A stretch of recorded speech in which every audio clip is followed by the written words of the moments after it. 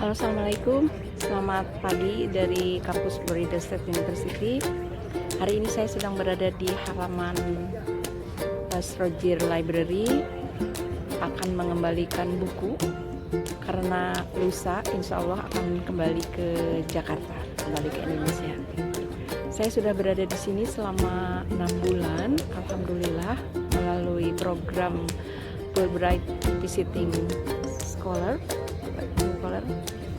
Jadi sudah berada di sini, nyampe di sini tuh tahun 2024 tahun lalu pada tanggal 1 September, dan sekarang sudah akhir bulan Februari, sudah waktunya kembali.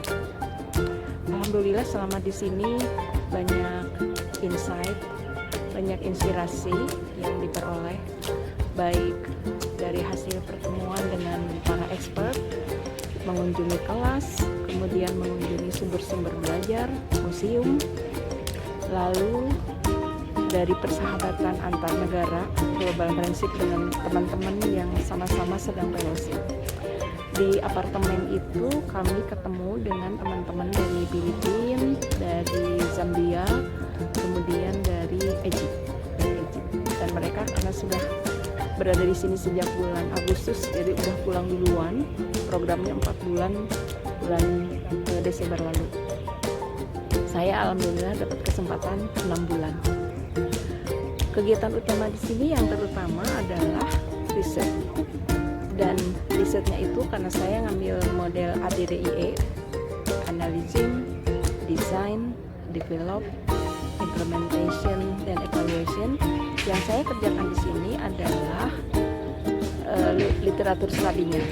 Jadi literatur studinya itu untuk memperoleh insight, membangun framework tentang CRP atau Culturally Responsive Pedagogy. Itu teorinya itu sejak tahun 90 sebenarnya dari Gloria Ladson-Billing, tapi sudah banyak disitasi dan digunakan orang. Pada saat itu tahun 2000 saja itu sudah lebih dari 1.500 peneliti yang mensitasi. Nah, kita di Indonesia Culturally Responsive Pedagogy ini mulai diterapkan di PPG Prajabatan. Saya lihat di PPG Prajabatan itu ada CRP yang diterapkan di sintaknya, kemudian ditanya di UTS dan di UAS. Nah, bottom up dari hasil kelas PPG Prajabatan Pendidikan Biologi yang di Unimed, kebetulan di kelas saya waktu itu angkatannya tahun 2023, untuk semua mahasiswa CRP itu masih kesulitan untuk nangkepnya. Sudah mulai bisa, tapi baru sebatas integrasi etnosains atau integrasi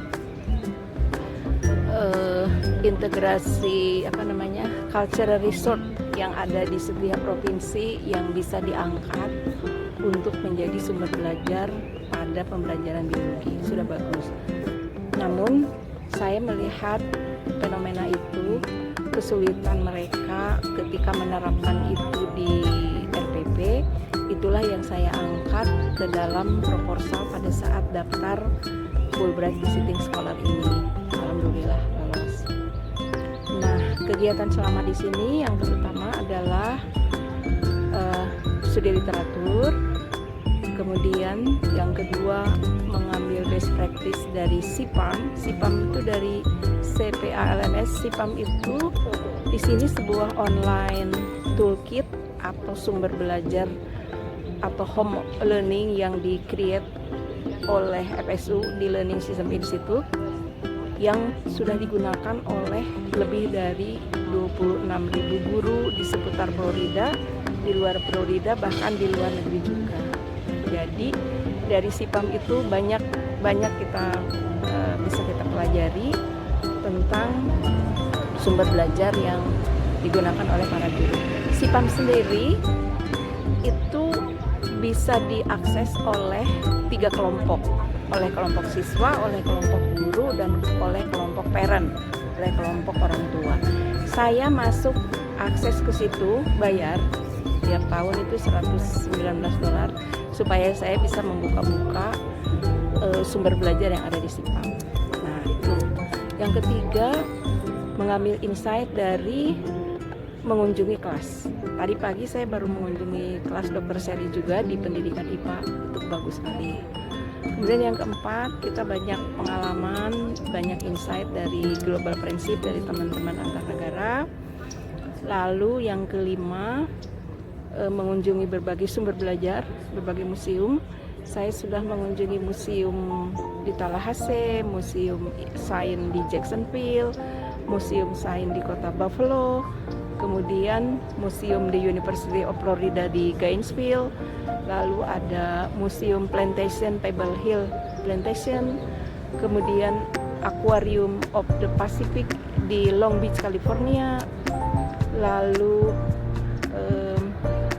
laboratorium Marine Laboratory Gulf Mexico di Panacea, kemudian banyak park di sini, banyak taman, ada taman bunga camellia bagus sekali di Macquarie Garden.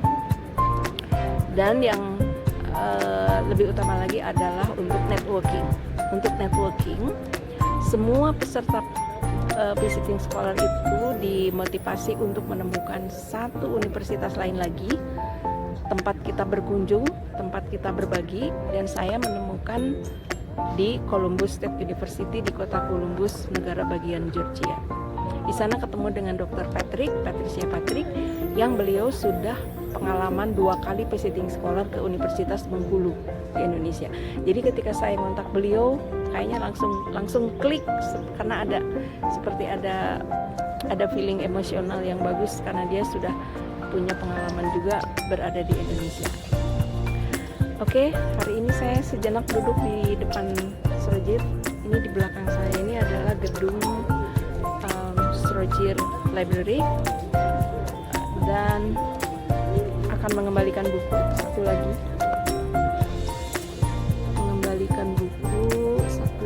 ke dalam. Nah, ini buku ini sampai galing begini ya, saking banyaknya yang pakai kualitatif data analisis. Kemudian ini suasana di Srojir Library di halaman. Oke, hari ini alhamdulillah cerah, tapi tadi karena suhunya masih dingin saya masih jaket. Oke, alhamdulillahirabbil alamin. Program 6 bulan sudah kami selesaikan, dan insya Allah selanjutnya banyak hal yang perlu saya lakukan lagi dengan punya networking yang lebih banyak lagi, insya Allah. Assalamualaikum warahmatullahi wabarakatuh.